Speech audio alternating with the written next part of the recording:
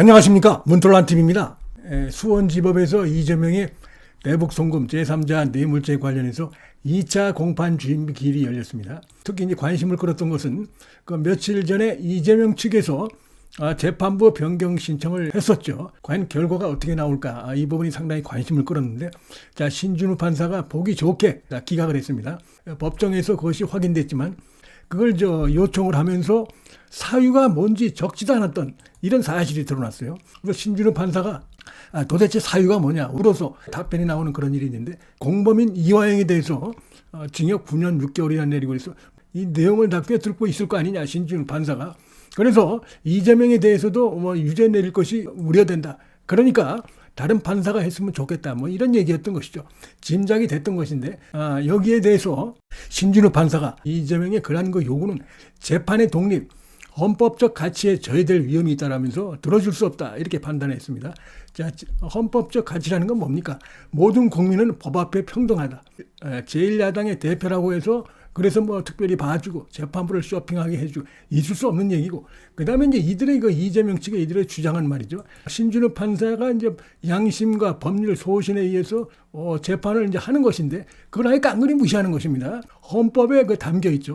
그런 부분, 즉 재판 독립과 관련되어 있는 매우 중요한 가치인데, 그걸 완전히 자신의 정치적 목적, 이걸 위해서 아주 무시하는 이런 오만한 행태다, 이렇게 볼 수밖에 없는데, 거기에 대해서 점잖지만 강하게 기각을 하는 어제 그런 발언이 있었습니다. 신준우 판사가 이런 얘기도 했죠. 공범에 대해서 유죄 판결을 했다고, 공범의 유죄 판결을 했기 때문에 또 다른 공범 입장에서 불공평한 재판이 우려가 있다. 이거는 말이 안 되는 것이고, 공범이 둘이 됐든 셋이 됐든 죄를 저질렀으면 처벌을 받는 것입니다. 해기한 듣도 보도 못한 이런 순전히 이기주의적인, 극단의 이기주의적이고 사법부를 존중하는 이런 게 전혀 없는, 그다음에 이제 이재명이가 지금 완전히 극도의 불안감에 지금 빠져 있는 것이죠. 그러다 보니까 계속 레드라인을 여기저기 레드라인을 계속해서 넘고 있는, 그래서 급기야는 지금 이제 검사에 대해서 겁박하고 탄핵 청문회 하더니 이제는 판사까지, 이 사법부의 어떤 독립까지 지금 발 아래에 두르려고 하는 듯한 이런 행태를 보인 것입니다. 이게 계속 손을 얹고 있다. 그 배경은 이재명의 이 불안감. 역시 이제 이것 때문에 지금 완전히 눈에 베이는 게 없는, 정신이 정상적인 판단을 하지 못하는 이런 행태가 지금 나타나고 있다, 이렇게 볼 수가 있겠습니다. 재판이 아직 시작도 안 됐는데 불공정한 재판을 할 것이다. 이렇게 주장하면서 재판부를 바꿔달라는 것은, 이건 사법 질서에 대한 존중은커녕 도둑이, 강도가, 깡패가 몽둥이 들고 수사기구를, 재판을 자기가 쇼핑하겠다, 고르겠다, 이런 행태이기 때문에 문제 많은 이런 태도다, 오만 방지한 태도다, 이렇게 비판을 면할 수 없고, 이런 식으로 해서 자신들의 불법 부당한 무리한 요구가 들어지지 않자 법정에서 말이죠, 정말 있어서는 안 되는 이런 일이 발생했습니다. 재판부 변경 신청이 기각이 되니까 이재명 측 변호인이 이재명 죽이기 음모론이 생기고 재판부에 대한 신상 공격 우려가 생긴다. 이거 완전히 선을 넘어도 보통 넘은 발언이 아니죠. 그다음에 무슨 이재명 죽이기 음모론, 범죄에 대해서 수사하고 재판하는 것인데, 아직 재판이 진짜 본격적으로 아직 시작도 안 됐는데, 결국 이 얘기는 이재명은 뭡니까? 스스로 범죄가 심각하기 때문에 증거가 쌓여 있죠, 사실. 그러니까 이재명은 유죄가 나올 수밖에 없다, 실토하는 건 그런 의미도 있어요. 그러면서 이재명 죽이기 음모론이다, 이런 얘기를 하면서 이 자체도, 이 말 자체도 법관과 사법부의 독립을 침해하는 이런 행태의 발언입니다. 있을 수 없는 얘기입니다, 이게 변호인이. 그 다음에 더 큰 문제는 수원지법의 형사 11부, 이 재판부에 대한 신상 공격 우려가 있다.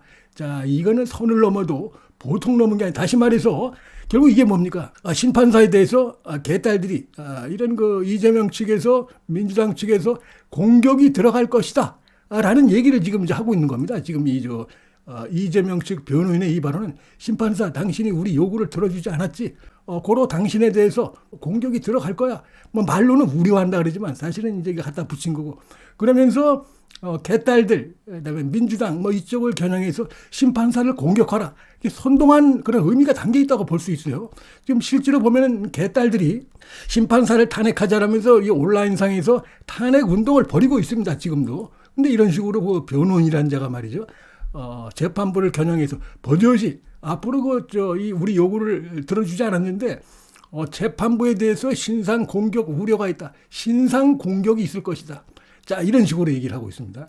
자, 재판부가 상당히 불쾌했을 텐데 완전히 선을 넘어도 보통 넘지 않은 이런 것인데, 또 이 심판사에 대해서 법원에 대해서 무슨 이 탄원서 보내기 운동하면서 한편으로는 이런 식으로 이제 읍서 비슷하게 하면서, 또 다른 한편으로는 이 법관에 대해서 탄핵 운동을 하는 이런 협박과 회유 이런 걸 병행하면서 이들이 본격적으로 이런 식으로 좀 움직임에 나섰습니다.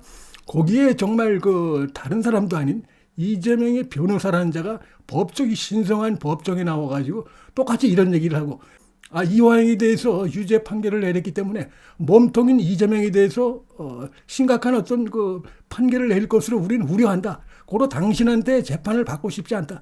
이런 얘기를 한 겁니다. 완전히 막가는 변론이 아니고 법정에서 말만 변호사지 막가는 지금 변론 행태입니다. 정치 행태를 법정에서 이들이 지금 벌써 이 짓을 하고 있어요. 그래서 앞으로 이들이 또 어떤 무슨 짓을 또 할지 한편으로 좀 우려가 되는데, 그래도 하여튼 이 신준호 판사가 흔들리지 않고 헌법 가치, 재판 독립 이런 부분에 침해되는 그런 요구들이다. 때로서 들어줄 수 없다라고 분명하게, 심판사도 한편으로는 좀 불안할 수도 있겠죠. 워낙 이 개딸들이 극성이고 민주당이 지금 눈에 불을 켜고 극도의 불안감 속에서 이재명이가 지금 이러고 있기 때문에 자기 죄를 자기가 잘 아는 것입니다. 지금 민주당도 이재명도. 그러다 보니까 지금 이대로 가면 끝나니까 지금 무슨 짓인지 지금 하려고 하는 이런 상황이라는 거. 숫자가 175석이고 이렇게 해서 전체 야권이 엄청나게 숫자가 많고 어떻게 보면 무슨 짓이든 할 수 있는 이런 거대한 야권 범죄 세력이라는 걸 지금 심판사도 모를 리가 없을 텐데, 그래도 흔들리지 않고 법과 원칙, 헌법 가치에 따라서 결정을 내렸다. 기각을 시켰다.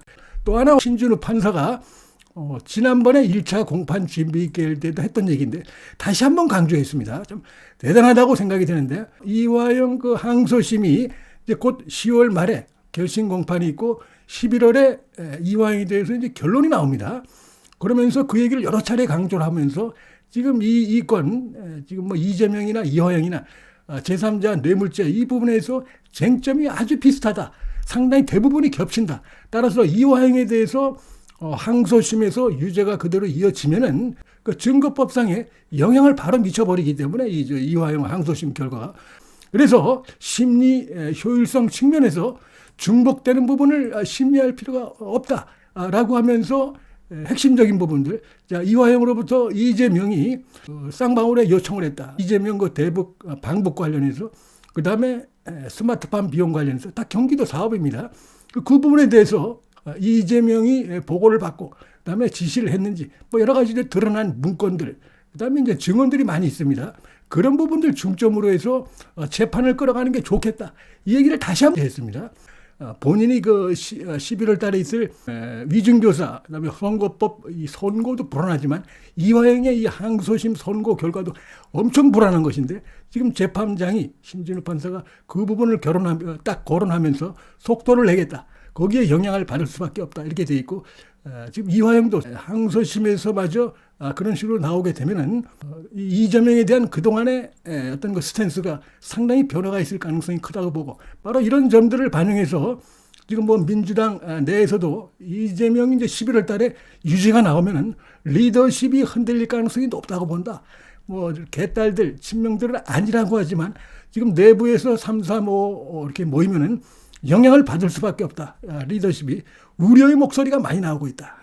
그래서 그만큼 지금 민주당이 이제 11월에 있을 이 선거 결과 이후에 상당히 파장이 일 수밖에 없다는 것을 보여주는 하나의 또 측면이다. 이렇게 말씀을 드릴 수 있겠습니다. 문틀란 TV 여기서 마치겠습니다. 시청해 주셔서 감사합니다.